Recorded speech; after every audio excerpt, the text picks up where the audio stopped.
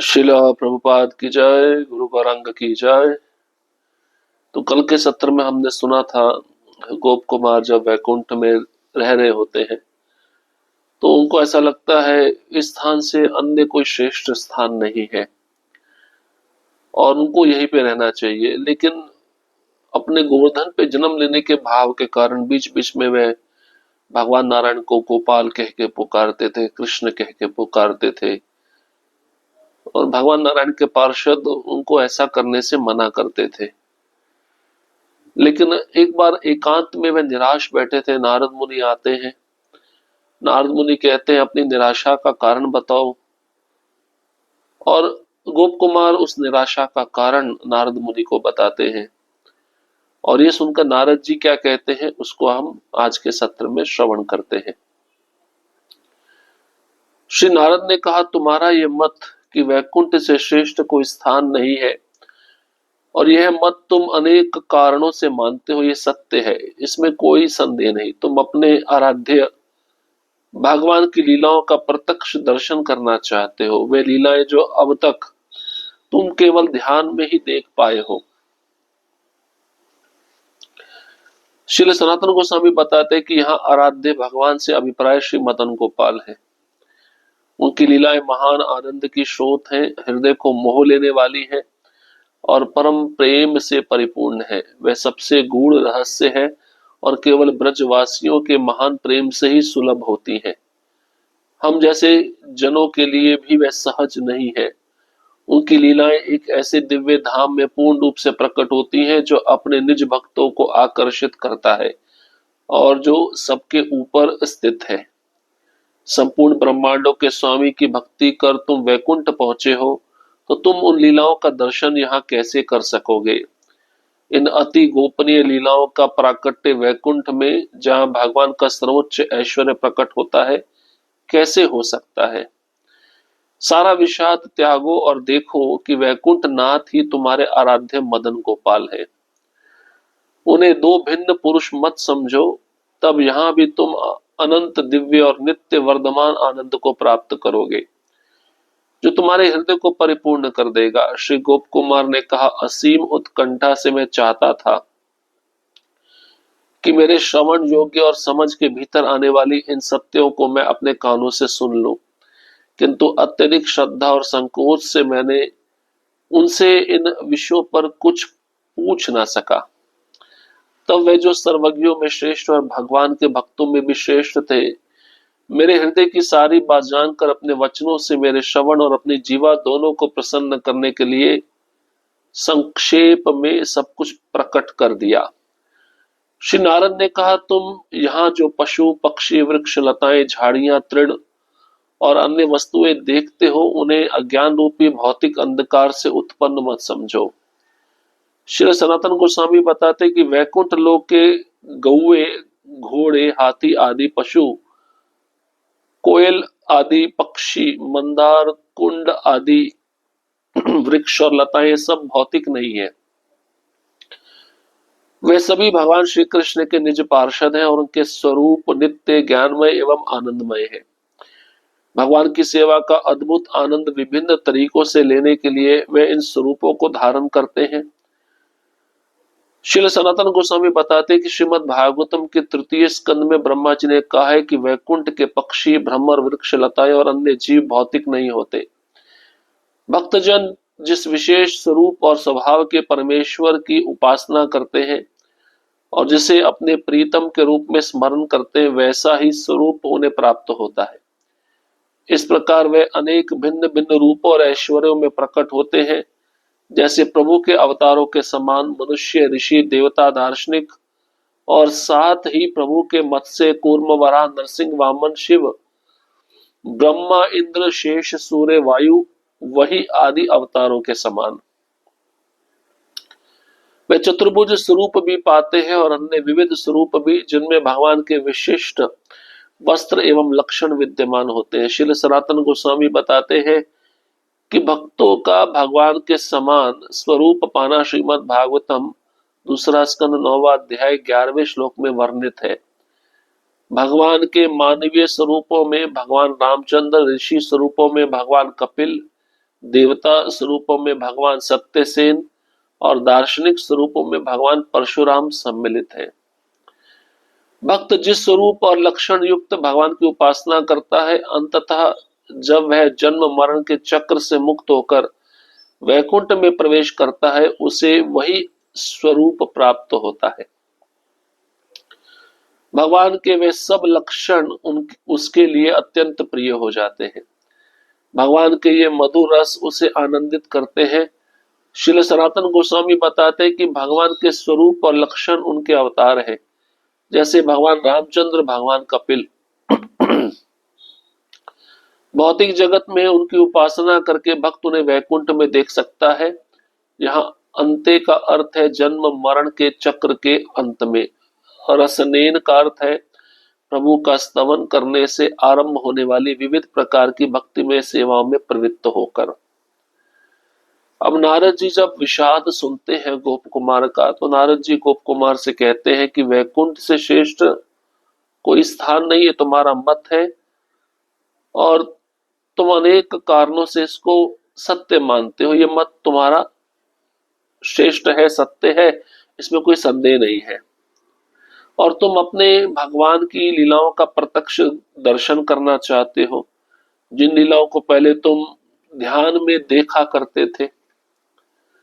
तो सनातन गोस्वामी बताते हैं आराध्य भगवान का मतलब है श्री मदन गोपाल, क्योंकि गोप कुमार मदन गोपाल के भक्त है। नारद जी कहते हैं मदन गोपाल जी की लीलाएं महान आनंद का स्रोत है, हृदय को मोह लेती हैं। उनकी लीलाएं परम प्रेम से परिपूर्ण है, सब गूढ़ रहस्य है। ये प्रेम ब्रजवासियों के महान प्रेम से ही सुलभ हो पाता है। हम जैसे जनों के लिए वह सहज नहीं है, आसान नहीं है इस प्रेम को प्राप्त करना।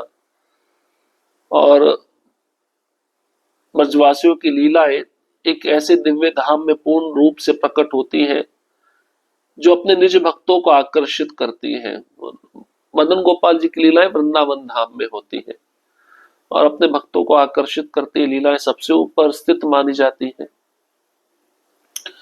अब नारद जी कहते हैं पूरे ब्रह्मांडों के स्वामी की भक्ति करके तुम वैकुंठ पहुंचे हो, तो उन लीलाओं का दर्शन तुम वैकुंठ में नहीं कर सकते। ब्रज की लीलाएं वैकुंठ में तुम्हें कैसे दिख जाएंगी? ये अति गोपनीय लीलाएं हैं। लेकिन वैकुंठ में भगवान का सर्वोच्च ऐश्वर्य प्रकट होता है। कैसे हो सकता है तुम माधुर्य लीलाएं वैकुंठ में देखना चाहते हो? सारा विषाद त्याग दो और देखो कि वैकुंठ नाथ ही तुम्हारे मदन गोपाल है। ऐसा नारद जी गोप कुमार को समझा रहे हैं। उन्हें दो अलग पुरुष मत समझो, तब वैकुंठ में भी तुम अनंत दिव्य और नित्य वर्धमान आनंद को प्राप्त कर पाओगे। अब गोप कुमार ने जब ये बातें सुनी, उन्होंने कहा असीम उत्कंठा से मैं चाहता था कि मेरे श्रवण योग्य और समझ के भीतर आने वाली बातों को मैं अपने कानों से सुन लूं। अत्यधिक श्रद्धा और संकोच से मैंने नारद मुनि के मुख से इन विषयों पर कुछ सुना, लेकिन उनसे कुछ पूछ नहीं पाया। लेकिन नारद जी सर्वज्ञों में श्रेष्ठ है, भगवान के भक्तों में भी श्रेष्ठ है। मेरे हृदय की सारी बात को जानकर नारद जी ने अपने वचन से मेरे श्रवण और अपनी जीवा दोनों को प्रसन्न करने के लिए सब कुछ संक्षेप में कह सुनाया। अब नारद जी गोप कुमार को कहते हैं कि वैकुंठ में तुम जो भी पशु पक्षी वृक्ष लताएं झाड़ियां तृण और अन्य वस्तुएं देखते हो ना, ये भौतिक अंधकार रूपी अज्ञान से उत्पन्न नहीं हुई है, चिन्मय वस्तुएं हैं। तो सनातन गोस्वामी बताना चाहते हैं वैकुंठ लोक में गायें घोड़े आदि पशु, कोयल आदि पक्षी, मंदार कुंद आदि वृक्ष और लताएं सब भौतिक नहीं है। ये सभी कृष्ण के निज पार्षद हैं और इनका भी स्वरूप नित्य होता है, ज्ञानमय होता है, आनंदमय होता है। और भगवान की सेवा का अद्भुत आनंद विभिन्न तरीकों से लेने के लिए ये सब भक्त इन इन स्वरूपों को धारण करते हैं। तो श्रीमद् भागवतम में सनातन गोस्वामी बता रहे तृतीय स्कंद में ब्रह्मा जी ने भी कहा है जो वैकुंठ के पक्षी हैं, भंवरे हैं, वृक्ष हैं, लताएं हैं, ये सब भौतिक नहीं होते। और भक्तजन जिस विशेष स्वरूप को, स्वभाव को भगवान की उपासना करने के लिए धारण करते हैं, उसी रूप में रहकर वे अपने प्रियतम का स्मरण करते हैं, और जैसा भाव होता है वैसा ही स्वरूप उनको प्राप्त होता है। इस प्रकार भक्तगण अनेक भिन्न भिन्न रूपों ऐश्वर्यों में प्रकट होते हैं, और भगवान भी अनेक अनेक रूपों में प्रकट होते हैं। तो कुछ भक्त चतुर्भुज स्वरूप भी पा लेते हैं, अन्य विविध रूप स्वरूप भी प्राप्त कर लेते हैं। कुछ भक्त भगवान के विशिष्ट वस्त्र एवं लक्षण से युक्त रहते हैं।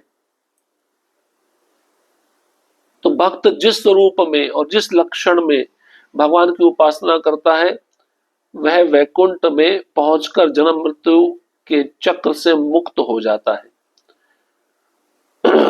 और भगवान के जितने भी लक्षण है उस भक्त के लिए अत्यंत प्रिय हो जाते हैं, और भगवान के मधुर रस उस भक्त को आनंदित करते हैं। और भौतिक जगत में भगवान की उपासना करके भक्त उन्हें वैकुंठ में देख सकता है। वैकुंठ में प्रत्येक व्यक्ति परमेश्वर नारायण को देखता है, जो प्रत्येक के लिए उपयुक्त स्वरूप में प्रकट होते हैं। भक्तगण जिस प्रकार पहले भगवान की पूजा करते थे, उसी प्रकार यहाँ वैकुंठ में भी निरंतर करते हैं, और नित्य नवीन असीमित भक्ति आनंद प्राप्त करते हैं। परम श्रद्धावान महात्मा अब भगवान के चारों ओर अद्वितीय पार्षदों को देखते हैं, जिनका सौंदर्य हृदय और चित्त को मोह लेता है, और वे उसी भगवान को देखते हैं जिसकी पहले उपासना करते थे, और पहले की भांति ही उनकी नित्य सेवा करने की अभिलाषा करते हैं। श्री सनातन गोस्वामी बताते हैं कि भगवान के प्रत्येक स्वरूप के चारों ओर उनके विशिष्ट पार्षद होते हैं। जैसे भगवान रामचंद्र के चारों ओर सीता देवी लक्ष्मण आदि पार्षद होते हैं। अपने अपने प्रभुओं की अयोध्या पुरी आदि स्थलों में पूजा करके भक्तजन आनंदित रहते हैं। भक्तों का प्रेम और श्रद्धा केवल एक ही स्वरूप में स्थिर नहीं रहती। प्रभु के अनेक स्वरूप हैं, और प्रत्येक स्वरूप की सेवा के लिए उनके कुछ विशिष्ट भक्त होते हैं, जो सभी भक्त देवी लक्ष्मीपति के नामों का यशोगान करते हुए अष्टाक्षर मंत्र और अन्य मंत्रों का जप करते हैं। वे शरीर के अंत में वैकुंठ को प्राप्त होते हैं। श्री सनातन गोस्वामी बताते हैं कि यह पराशर मुनि द्वारा विष्णु पुराण में वर्णित है। जो लोग सूर्य चंद्र और अन्य लोगों को प्राप्त होते वे पुनः नीचे लौट आते, किंतु जो द्वादश अक्षर मंत्र का ध्यान करते हुए कभी लौट कर नहीं आते।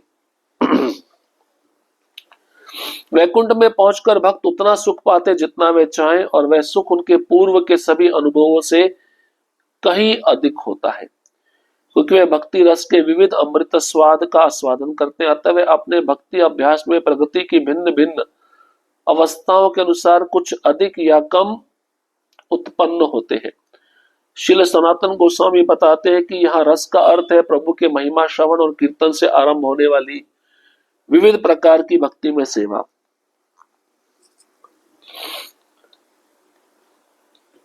तो यहाँ पे देखिए वैकुंठ में जो हर एक व्यक्ति है परमेश्वर नारायण को देखता है। ऐसे भगवान प्रत्येक के लिए उपयुक्त स्वरूप में प्रकट होते हैं। तो भक्तगण जैसे पहले भगवान की पूजा करते थे, उसी प्रकार वैकुंठ में भी निरंतर उनकी पूजा करते हैं। नित्य नवीन असीमित भक्ति आनंद उन भक्तों को प्राप्त होता है। तो ये परम श्रद्धावान महात्मा अब भगवान के चारों ओर अद्वितीय पार्षदों को देखते हैं, और इन पार्षदों का जो सौंदर्य है हृदय को मोह लेता है। तो सनातन को सभी बताते हैं भगवान के प्रत्येक स्वरूप के चारों ओर उनके विशिष्ट पार्षद होते, जैसे भगवान रामचंद्र के चारों ओर सीता माता लक्ष्मण आदि पार्षद रहते हैं। तो भक्तजन अपने अपने भगवानों की आराधना करके स्थलों में पूजा करके आनंद प्राप्त करते। भक्तों का प्रेम और श्रद्धा केवल एक ही स्वरूप में स्थिर नहीं रहता है, स्वरूप भगवान का बदलता रहता है। तो भक्त के मन में भी भगवान का स्वरूप परिवर्तित होता रहता है। प्रभु के अनेक स्वरूप हैं, प्रत्येक स्वरूप की सेवा के लिए उनके कुछ विशिष्ट भक्त रहते हैं। जो सभी भक्त देवी लक्ष्मीपति के नामों का यशोगान करते हुए अष्टाक्षर मंत्र और अन्य मंत्रों का जप करते हुए शरीर के अंत में वैकुंठ को प्राप्त हो जाते हैं। तो देवी लक्ष्मी का के जो पति है नारायण, उनका जो यशोगान करते हैं, मंत्रों के द्वारा जप करते हैं, और शरीर छोड़ने पर वैकुंठ की प्राप्ति करते हैं। सनातन गोस्वामी बताते हैं, पराशर मुनि विष्णु पुराण में ऐसा बताते हैं, जो लोग सूर्य चंद्र और अन्य लोगों को प्राप्त होते हैं नीचे लौट आते हैं। किंतु जो ओम नमो भगवते वासुदेवाय द्वादशाक्षर मंत्र, इस मंत्र का जो ध्यान करते हुए कभी इस भौतिक जगत में वापस लौट कर नहीं आते। और भक्तजन जब वैकुंठ पहुंचते हैं तो उन भक्तों का सुख इतना दिव्य होता है, वे जितना चाहे वह सुख उनके पूर्व के सभी अनुभवों से कई अधिक होता है। मतलब नीचे के लोकों में उन्होंने जितना सुख प्राप्त किया तो उससे कई गुना अधिक सुख वैकुंठ में प्राप्त होता है, क्योंकि वह भक्त भक्ति रस के विविध अमृत स्वाद का स्वादन करते हैं और अपने भक्ति अभ्यास में प्रगति की भिन्न भिन्न अवस्थाओं के अनुसार कुछ अधिक या कम उन्नत होते हैं। तो हर एक भक्त कोई ज्यादा उन्नत होता है, कोई भक्त कम उन्नत होता है। तो सनातन गोस्वामी बताते हैं कि यहाँ रस का अर्थ है प्रभु के महिमा श्रवण और कीर्तन से आरंभ होने वाली विविध प्रकार की भक्ति में सेवा। तो जिस भक्त को श्रवण में ज्यादा आनंद है ज्यादा उन्नत होगा, जिस भक्त को कीर्तन में ज्यादा रुचि मिल रही है, जो ज्यादा कीर्तन कर रहा है वो ज्यादा उन्नत होगा। तो अपनी विभिन्न अवस्थाओं के अनुसार कुछ भक्त अधिक उन्नत होते हैं, कुछ भक्त कम उन्नत होते हैं। तो नारद मुनि ऐसा दिव्य ज्ञान गोप कुमार को बता रहे हैं। हरे कृष्ण कृष्ण कृष्ण हरे हरे, हरे राम राम राम हरे हरे। श्रील प्रभुपाद की जय, गुरु गौरंग की जय।